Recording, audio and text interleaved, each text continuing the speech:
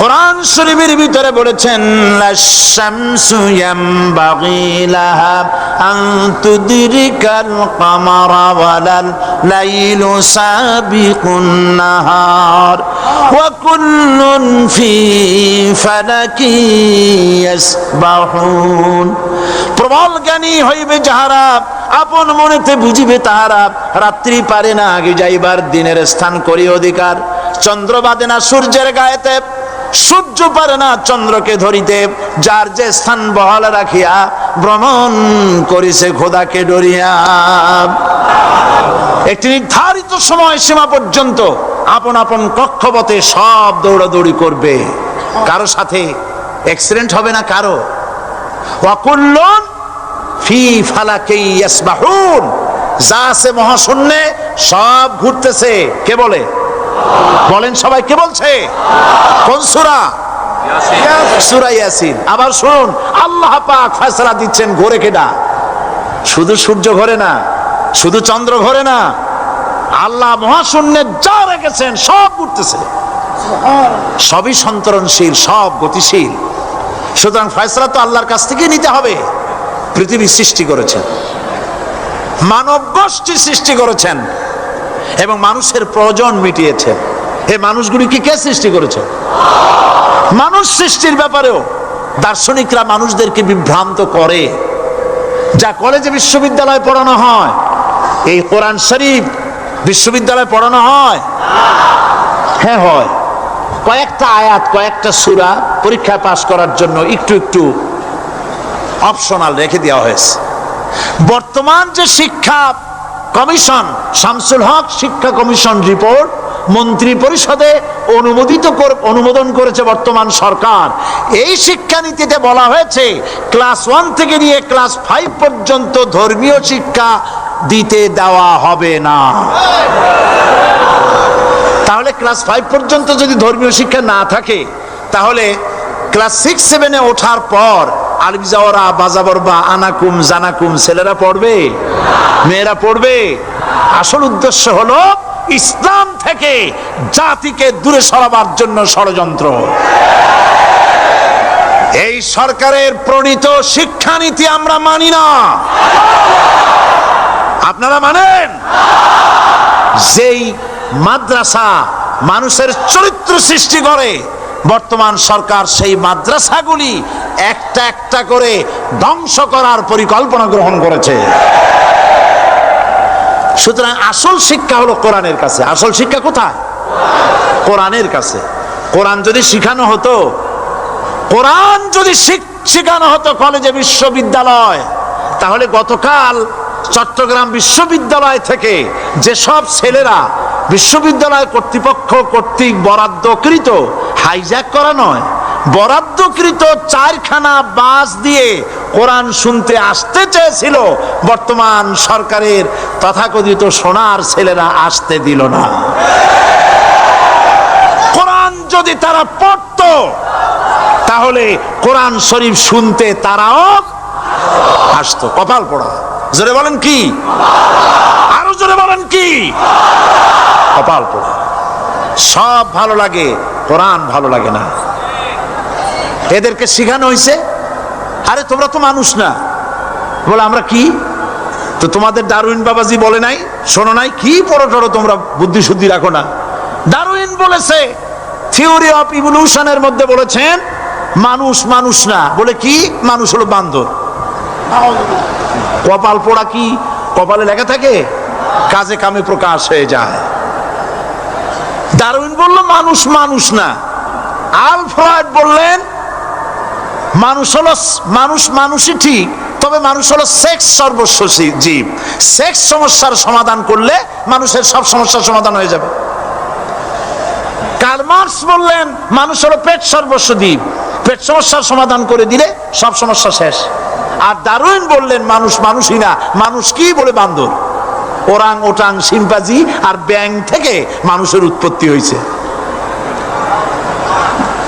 আমি যখন জীবনের প্রথম শিম্পাজি দেখলাম, ওরাং ওটাং দেখলাম, তখন আমি মনে করেছি যে ডারউইন খামোখা ভুল করে নাই। এইটা দেখেই ও মনে করেছে যে এই হচ্ছে আমার মাতামহের গোষ্ঠী। এ হলো পিতামহের গোষ্ঠী। আপনারা একটু মাথা কাটায় চিন্তা করেন, মানুষ যদি বান্দর থেকে হবে, আজও বানর ফরেস্ট এরিয়া আছে কিনা বাংলাদেশে? চিল্লায় বলেন আছে কিনা?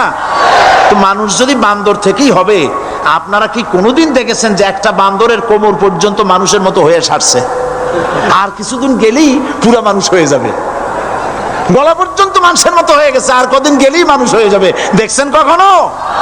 আচ্ছা আপনারা বলেন, পাবদা মাছ আপনারা চট্টগ্রামে কি বলেন? পাবদাই বলেন। পাবদা মাছ দেখতে কি মাছের মতো লাগে? বোয়াল মাছের মতো। কোন পাগলে কি বলছে কথা যে বোয়ালের পূর্বপুরুষ পাবদা? পাবদাগুলি পুটি টুটি খাইয়া খাইয়া আস্তে আস্তে বোয়াল হয়ে গেছে, এ কথা কেউ বলে? আচ্ছা, শোলের যে ছোট সাইজ, শোল মাছ, গজাল মাছ, এর যে ছোট্ট সাইজ ভর্তা করে খায়, শুটকি বানায় খায়, ওগুলোর কি বলে? টাকি মাছ। এই টাকি মাছ দেখতে শোল মাছের মতো। কেন পাগলকে আজ পর্যন্ত বলেছে যে শোল মাছের পূর্বপুরুষ টাকি, টাকিগুলা সার মার খাইয়া আস্তে আস্তে শৌলে পরিণত হয়ে গেছে? কেউ বলেছে কখনো? ডারউইন কয় বোতল খাইয়া যে এই মতবাদ লিখছে আল্লাহই ভালো জানে, যে বান্দরের থেকে মানুষ আবিষ্কার হয়েছে। নাউজুবিল্লাহ। এগুলি পড়ানো হয় কলেজে, বিশ্ববিদ্যালয়, তাই আমাদের সোনার ছেলেরা বান্দরামি করে। ওদের যদি পড়ানো হইতো তোমরা বান্দরের গোষ্ঠী নও, তোমরা মানুষ, মর্যাদা কার বেশি, বান্দরের না মানুষের? এ পৃথিবীর প্রথম মানুষকে আদম আলাইহিস সালাম। আদম হইছেন কি দিয়ে? মাটি দিয়ে। আল্লাহ রাব্বুল আলামিন যিনি মানুষ সৃষ্টি করেছেন, তিনি কোরআন শরীফের ভিতরে বলে দিয়েছেন, আমি প্রথমেই বলেছি, আপনারা লক্ষ্য করুন, এই কোরআন তাবিজের কিতাব নয়, এই কোরআন তদবিরের কিতাব নয়, ঝাড়ফুঁকের কিতাব নয়। কোরআন হলো পৃথিবীর মানুষের জন্য কোড অফ লাইফ, পূর্ণাঙ্গ জীবন বিধান। সবকিছু আল্লাহ পাক কোরআনের ভিতরে বলে দিয়েছেন, কোন জিনিস বাদ দেন নাই। আপনি আমি কেমনে সৃষ্টি হয়েছি আল্লাহ পাক কোরআনের ভিতরে বলেছেন, ইন্না খালাকনাকুম মিন তুরাবিন সুম্মা মিন নুতফাতিন সুম্মা মিন আলাকাতিন সুম্মা মিন মুদগা। নিষ্প্রাণ মাটি দিয়ে তোমাকে উৎপন্ন করা হয়েছে, নিষ্প্রাণ মাটির উপাদান দিয়ে তোমাকে তৈরি করা হলো। মায়ের পেটের ভিতরে এক ফোঁটা নাপাক পানি জমাট রক্তে পরিণত হয়ে গেল, জমাট রক্ত আস্তে করে গোস্ত পিণ্ড হলো, গোস্ত পিণ্ডকে সুন্দর করে সাজায়া, হাড্ডি গুড্ডি বানায়া, স্ট্রাকচার তৈরি করে তার উপরে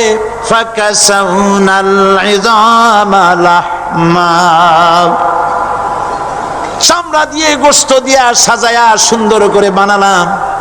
আল্লাহর পরিচয় শুনুন, আল্লাহ আমার কেমন আল্লাহ।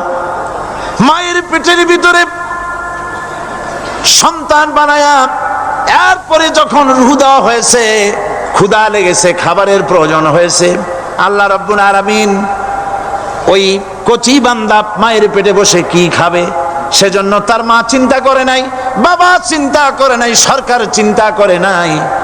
আল্লাহ রাব্বুল আলামিন মায়ের মাসিক অসুখকে বন্ধ করে দিয়ে সন্তানের নাভির সাথে আর মায়ের নাভির সাথে তার লাগায়া, পাইপ লাগায়া, মায়ের মাসিক অসুখের রক্তগুলি দিয়ে সন্তানকে বড় বানালেন। মুখ দিয়া এই রক্ত পান করালেন না, মুখটাকে পবিত্র রেখে দিলেন, যাতে করে পৃথিবীতে আসার পর ওই মুখ দিয়া আল্লাহ রাব্বুল আলামিনের জিকির করতে পারো। সন্তান মায়ের ভিতরে, পেটের ভিতরে বড় হলো। আল্লাহ রাব্বুল আলামিন বলেন, মাস দিন যখন পুরা হয়ে গেল, সুম্মা নুখরিজুকুম তিফলা, বাচ্চার আকারে পৃথিবীতে নিয়ে আসলাম। এখন খাবা কি? পৃথিবীতে যখন বাচ্চা এলো, তখন তার পেটের সাথে যে সংযোগ ছিল মায়ের নাভির সাথে আর সন্তানের নাভির সাথে, সেই সংযোগ তার আর কি থাকলো? কি করা হলো? কেটে দেওয়া হলো। লক্ষ্য করুন, জন্য একটি মাত্র পাইপ আল্লাহ লাগাইছিলেন। পৃথিবীতে সন্তান আসার সঙ্গে সঙ্গে পাইপটা কেটে দেওয়া হলো। এবার কি খাবে? আল্লাহ রাব্বুল আলামিন মায়ের বুক থেকে সন্তানের জন্য এবার সিঙ্গেল সিগন্যাল, তার জন্য সিঙ্গেল কোন লাইন যেটা ছিল কেটে দিয়া মায়ের বুক থেকে সন্তানের জন্য ডাবল লাইন আল্লাহ চালু করে দিলেন। এমন দুধ বানায় দিলেন যা শুধু খাবার নয়, শুধু ফুড ভ্যালু নয়, এই দুধের ভিতরে ক্যালসিয়াম, এর মধ্যে ভিটামিন, এর মধ্যে আয়রন, এর মধ্যে মেডিসিন। দুনিয়ার এই সন্তান ছিল ফি কারারিম মাকিন, সুরক্ষিত জায়গার ভিতরে ছিল। কোনো পলিউশন সেখানে যেতে পারতো না, রোগের জার্ম সেখানে যেতে পারতো না। দুনিয়ায় এলো দূষিত আবহাওয়ার ভিতরে। এই সন্তানকে এখনই অ্যান্টিবায়োটিক খাওয়ালে পরে অসুবিধা হবে। আল্লাহ রাব্বুল আলামিন মায়ের দুধের ভিতরে ঔষধ দিয়া রোগের প্রতিষেধক বানায়া দিলেন। এ হলো আমার আল্লাহ। এ আমার কে? আল্লাহ। জোরে বলেন আল্লাহ। আল্লাহ আল্লাহ রাব্বুল আলামিন মায়ের দুধ দিয়ে সন্তানকে বড় করলেন আর শোনায় দিলেন, খবরদার এই মায়ের সাথে, এই বাপের সাথে নাফরমানি করবি না। মা বাপের জন্য আমার কাছে দোয়া করবি, রব্বির হামহুমা কামা রাব্বায়ানি সগীরা। সবাই পড়েন আমার সাথে, রব্বির হামহুমা কামা রাব্বায়ানি সগীরা। আল্লাহ পাক শিখাই দিলেন বান্দারে আমার কাছে দোয়া করায়, আল্লাহ আমার মা বাপ আমাকে ছোটবেলায় যেভাবে স্নেহের কোলে লালন পালন করেছে, এইভাবে আমার মা বাপকে তোমার রহমতের কোলে লালন পালন করো। মনে থাকবে ভাইরা? বলেন মনে থাকবে? প্রত্যেক নামাজের পরে মা বাবার জন্য দোয়া করবেন, বেঁচে থাকুক আর মরে যাক, দোয়া করবেনই। মনে থাকবে? রব্বির হামহুমা কামা রাব্বায়ানি সগীরা। আবার পড়েন, রব্বির হামহুমা কামা রাব্বায়ানি সগীরা। আল্লাহ পাক মায়ের মর্যাদা এত বাড়াইছেন। সাহাবী প্রশ্ন করেছে, ইয়া রাসূলুল্লাহ খেদমত করব কার? হুজুর বলেন তোমার মায়ের, তারপরে কার? তোমার মায়ের, তারপরে কার? তোমার মায়ের, তারপরে কার? তোমার পিতার। বাপের চাইতে মায়ের মর্যাদা আল্লাহ 3 গুণ বাড়াইয়া দিলেন, 3 গুণ বৃদ্ধি করে দিলেন। হাদিস শরীফে এসেছে, হযরত আবী হুরায়রা রাদিয়াল্লাহু তাআলা আনহু রাসূলের কাছে এসে রাতের বেলায় কাঁদতেছিলেন। হুজুর প্রশ্ন করলেন, আবু হুরায়রা কাঁদো কেন?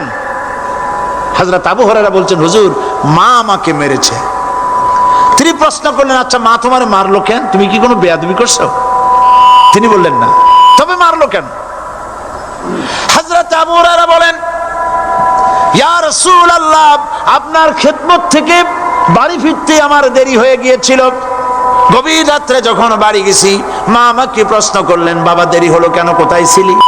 তাম পৃথিবীর মানুষ যেই কদম মোবারক চুমু দিতে পারলে ধন্য হয়ে যায়, সেই আখিরি জামানার পয়গম্বর নবী মুহাম্মদ রাসূলুল্লাহ সাল্লাল্লাহু আলাইহি সাল্লামের দরবার থেকে আসতে আমার দেরি হয়ে গেছে।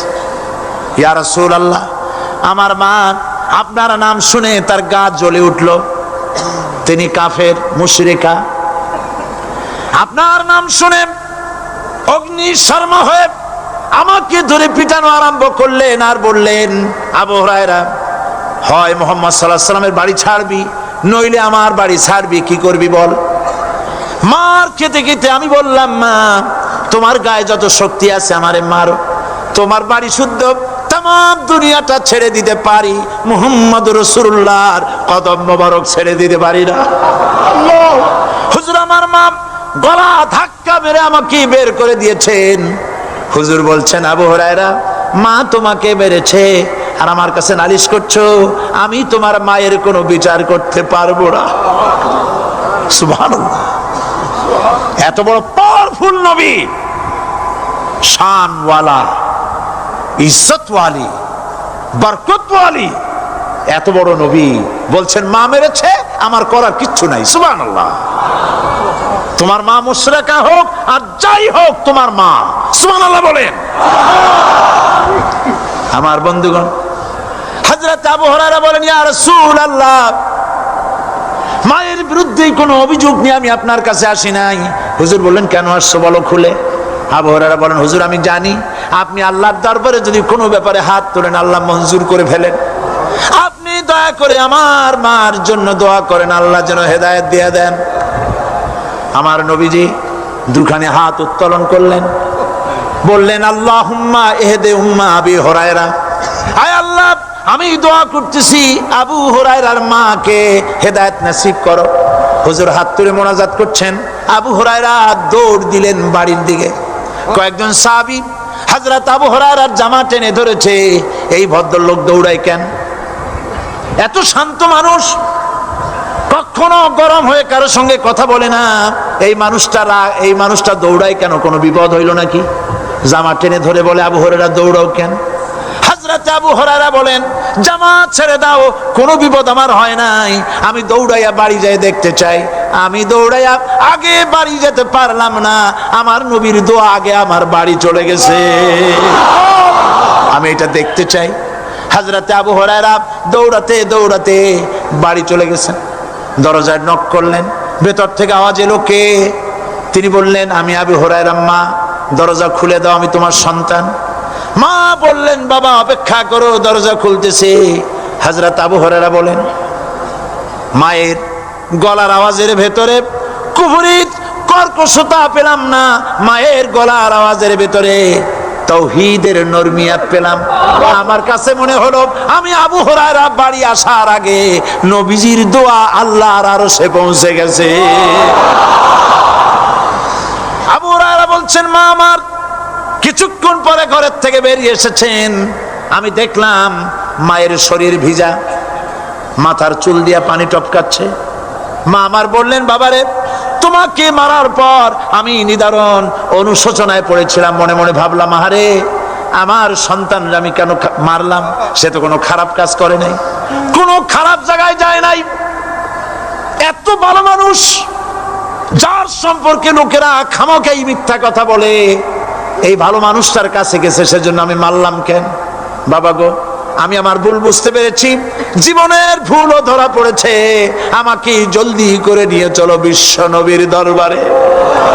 হযরত আবু হুরায়রার মা রাসূলুল্লাহর খেদমতে এসে ঘোষণা করলেন, আশহাদু আল্লা ইলাহা ইল্লাল্লাহু ওয়াহদাহু লা শারীকা লাহু ওয়া আশহাদু আন্না মুহাম্মাদান আবদুহু ওয়া রাসূলুহু। আমার ভাইয়েরা, আল্লাহ রাব্বুল আলামিন মানুষ সৃষ্টি করে পৃথিবীতে পাঠায় দিলেন, খাবারের ইন্তজাম করলেন, এগুলি সব আল্লাহর পরিচয়।